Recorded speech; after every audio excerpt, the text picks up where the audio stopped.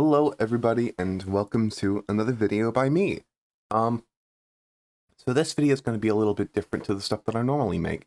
This video is going to be about how I make my videos personally. This process is something that I've kind of developed over time out of necessity, rather than, this is how other people do it, so that's how I'll do it. No, I just do my own thing. I add elements as I see fit when I need them. So this might not apply to everyone, but if you're looking into getting into video production and you just want a couple tips or pointers on how to start, then this might be worth checking out. Might not. So this is going to be me explaining how I make my videos and giving a little bit of advice on how to go about making your own. Some people, I know, they might want to start a YouTube channel or start making videos for some reason, and they find it a little bit daunting. They don't know where to start. But it's not that scary once you know where to start. It's just one of those things where you have to get over that first wall and then you're fine. So all of it really starts here in OBS Studio. You can see I'm currently recording my screen. I have a setup for display capture for my primary display, which is this display right here that's recording. I have my microphone set up, which is a USB condenser mic that's on a boom arm that I got for Amazon for 25 bucks or something. And I have a couple of filters designed to limit the volume of my voice so it doesn't get too loud. And I've also got another filter that prevents my microphone from picking up on noises like the clicking of my mouse or my mechanical keyboard or any weird noises that my mouth just might decide to make, like weird clicks or whatever. So I have filters designed to cut all of that out and keep the audio down to a pretty good level, pretty good quality. I have a noise suppression filter on there. So that's all the audio setup that I really do. The other input here in the mixer is just my desktop audio, and that captures any audio from games, from browsers, or anything that I'm recording. It doesn't capture anything specific. So obviously, that's what I've got for my recording setup. There's nothing really complicated about it. Take a look at the settings real quick. Go to output. Let's go to video. So I film in 1920 by 1080, 60 frames per second. And I just save my video, as a standard MKV video. And it outputs to my video folder. And I try to use hardware acceleration when I have that available as an option. So I've also tried setting it up so that my audio for my microphone and the desktop are in separate tracks, but my editing software doesn't support importing multiple audio tracks from a multi-track MKV video file, so that's not something that I've really done. I just have it include both audio tracks and the same audio track in the video, so that makes it a little difficult to change the volume of my voice in post-production. But that's a hit that I really have to take because I'm using free open source editing software that doesn't support multi audio track MKV footage files. So I've got my video folder right here. Typically, I just record stuff here when I'm doing like a dedicated recording session. All these MKV files are footage, raw footage from OBS, and sometimes I have Radeon Real Live capture a moment. So that's another source that I get my footage from. Radeon Real Live is just AMD software that gets included with the driver on AMD systems. I run an AMD Radeon RX 580 graphics card, so the drivers are obviously going to include the AMD software because it's an AMD driver for an AMD device.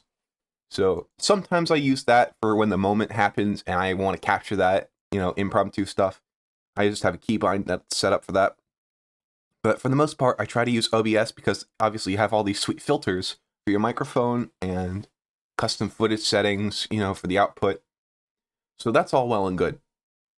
So the second step, once you have your footage, is obviously to pull that footage up in an editor. And for editing, I use Blender. So let's open up my most recent project, which was an SCP Secret Laboratory video. Actually, at the time of recording, that video is still not visible on YouTube. It's going live Wednesday. But anyway, this is the process. This is the workflow that I go about using. So I have, obviously, let's go to my footage folder.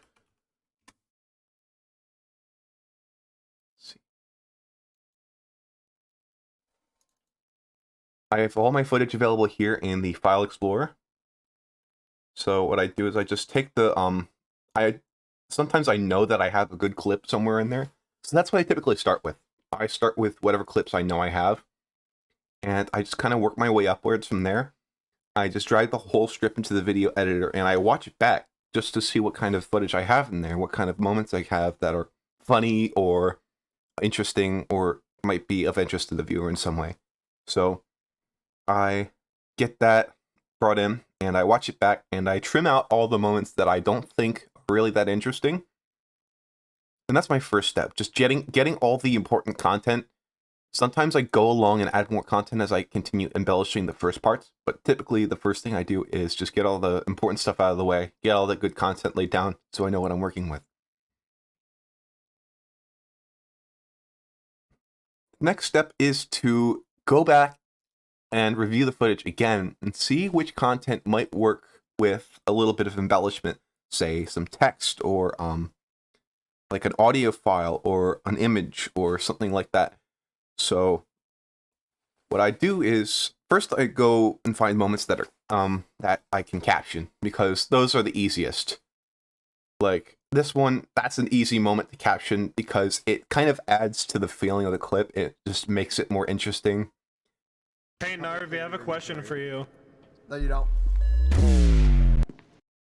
So yeah, adding captions is a great way to give the clips a little bit of life, especially so notice how here Narvi, I have a it doesn't start with the full text. It starts with just like half of the phrase that he says. But then I add the rest of the phrase, so it's not as much work as making it so that every single individual word shows up as it's said, but it does give a little bit of life to the captions that you might not get if it's just the phrase popping up on screen. And I have a drop shadow for most of the caption. Yeah, most of my caption text has drop shadows because that just makes it pop out of the screen a little more. And it also helps it to contrast with the background. So, as you can see, first thing I do is I add captions, and if a moment is particularly funny, and I find that it would work with a sound that I have saved somewhere, or a sound that I know that I know exists, like this bass drop sound effect, I think I have that saved somewhere else. But I just go on YouTube, find the sound effect, run it through a YouTube to MP3 website, and download it. And so I have tons of sound effects always to work with. And here I have the bass drop sound effect because it's funny. So yeah, that's just one or two simple little things that can make a clip funny or to make a clip pop. Here I have now this one is, I did add every single individual word. What is a test subject? Because I think that this clip is, I don't even know. I think that this clip has an energy to it that's best captured by adding those captions individually. I don't know. I don't even know my own justification for doing these things. I just know that this clip works pretty well with the dynamic captions. So now here's a more complex clip that I have. So here I have this footage real quick. Let me take a look at these, and let's just move them out of the way real quick. So I have this footage of me getting ganged up on by 4 zombies and dying. And I thought, there's a lot of zombies. This reminds me of that "you have alerted the horde" meme. So what I did, first thing I did was I went and I looked up that video, and I figured out that text that's used in the game Left 4 Dead 2 is the, what font is it?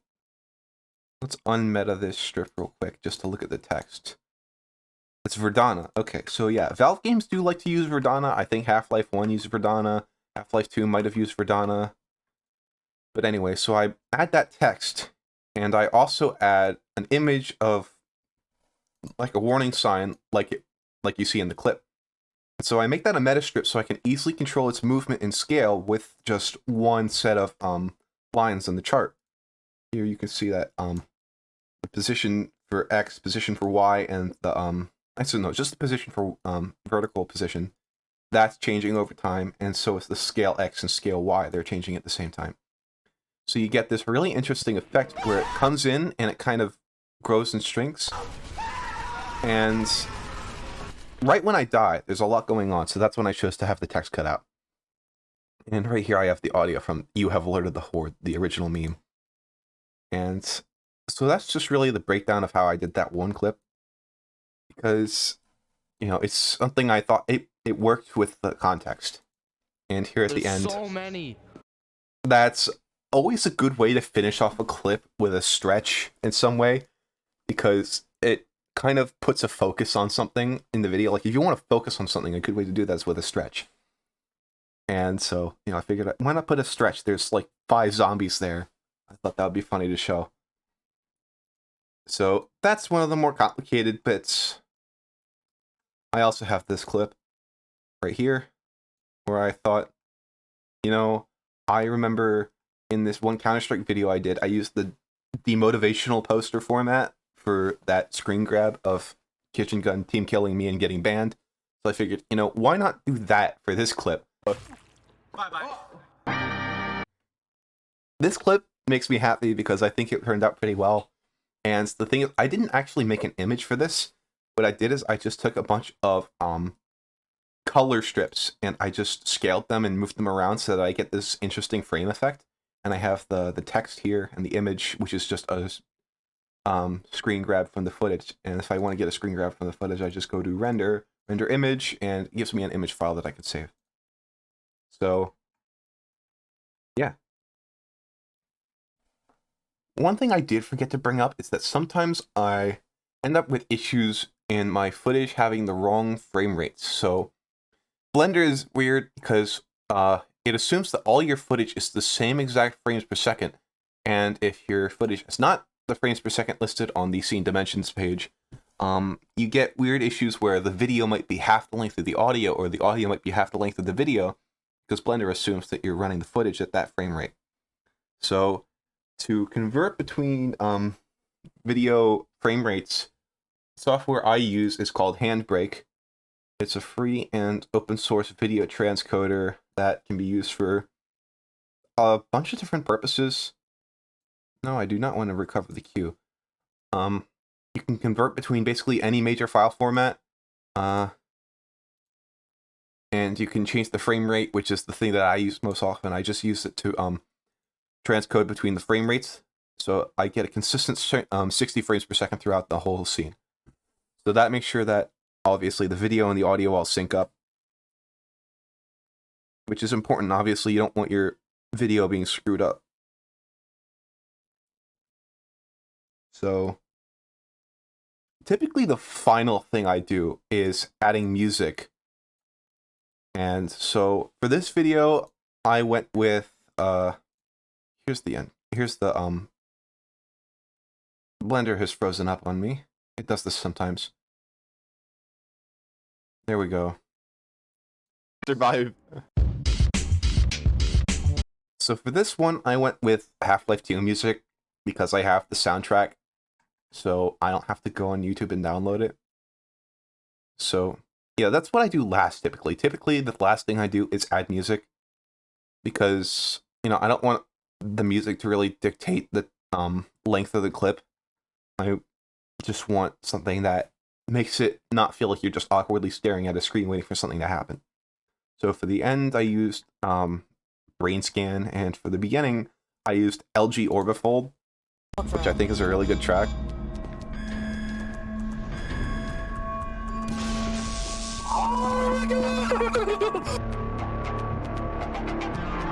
So that transition, I think, is pretty dramatic because it happens right when the beat drops, when the bass drops. So that makes it interesting. That gives it a sort of like, oh my god, that just happened.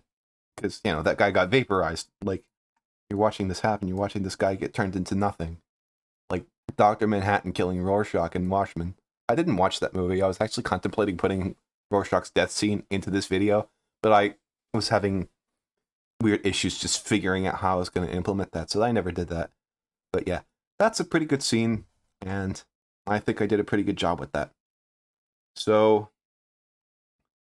the last thing I typically do once I'm done with the video is I render it and I watch it over a couple times to make sure that I didn't miss anything and that nothing got screwed up. And once I'm positive that nothing's like messed up, what I do is I go back to the source footage and I watch it over and try to find a moment that I think would work good for a thumbnail.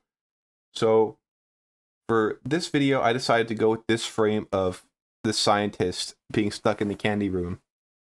And I know this might sound weird, but to make my thumbnails, I use Microsoft Paint. It's not that hard, really. You know, you just take the image and you open it in Microsoft Paint, and you have text, you have, you know, drawing tools. I don't do complicated thumbnails. I'm a simple person. I make simple thumbnails with simple videos to match. So, you know, Microsoft Paint's not the worst software to use. You know, it's free. And if you're on Linux or Mac, you can use GIMP or other open source alternatives. It's not like I'm using Photoshop. Even if I had Photoshop, which I don't, I wouldn't know how to use it. So I use Paint, simple enough. I'm not doing anything crazy with my thumbnails, it's just text. And for this one, I outlined him with a marker or a pencil, just to make him stand out a little more, just to make him seem like the subject of the image. And, you know, a little bit of extra text, just to make it clear what's going on here. I'm in the observation room, he's in the testing room, he is the test subject, he's a scientist, he should not be the test subject, but alas, here we are. Thus, this creates interest. So that's how you pull people in. You make things interesting to them by giving them a sort of kind of subverting their expectations a little bit with the thumbnail. But you want the video to be what they expect, so obviously I have the clip of him getting trapped in there. And that's basically it. Once I'm done with that, I finish rendering the video, I upload it to YouTube, and I add the thumbnail, add all the details, I add it to a playlist, and before, I just let it do its thing before I finish. I find every single time I upload a video, I forget the best time and date to upload a YouTube video, so I just go back to Google and I look up best time to upload a YouTube video. So I chose, obviously, Wednesday. 2 p.m. is pretty good because people are getting out of class, people are done doing the stuff that they typically do on weekdays, so obviously you want people to be not busy when your video drops so that they can watch it. You want people to get out of their job or their class and say, oh, that's a new video. So then they watch it, and you rack up those sweet, sweet views. And that's really my process for editing videos. I use OBS, Blender, Handbrake, sometimes Radeon Relive, MS Paint. If I have to convert images to other formats, I just use online converters. The best part about all of this, every single piece of software that I use is free and open source, except for Microsoft Paint, but I'm sure people have decompiled that by now. Point is, Blender and OBS are both open source and completely free software. You don't need expensive Sony Vegas subscriptions or Adobe After Effects or Photoshop to make decent tier videos. I'm leveling up my editing skills just by using Blender. And I think that it's important that people know it's possible to make YouTube videos with very limited tooling. Even with just OBS, I can make videos like this. My plan for this video is to not use that much editing, just to put as much raw footage as I can in the upload. And I want people to know it's accessible. Making YouTube videos is accessible. And that's something that everyone should know. Like, it's scary for some people to have to, choose the tooling that they want to use and set up an environment to make stuff. But it's not really that hard. It's 2 or 3 pieces of free software. Boot up a game you love, do what you like, have fun. The most important thing is to have fun. I don't really take the game that seriously, because I know that you get clips when you're screwing around and messing with people. Like, that guy getting vaporized wouldn't happen if I was, like, speedrunning the game or hiding from the SCPs. No, this is what happens when you take risks and you screw around and you have fun. So, the most important thing is just enjoy what you're doing, and don't worry too much about hardware. I used to use a set of headphones with, like, a built-in microphone, and, that's how it worked. That's what I did.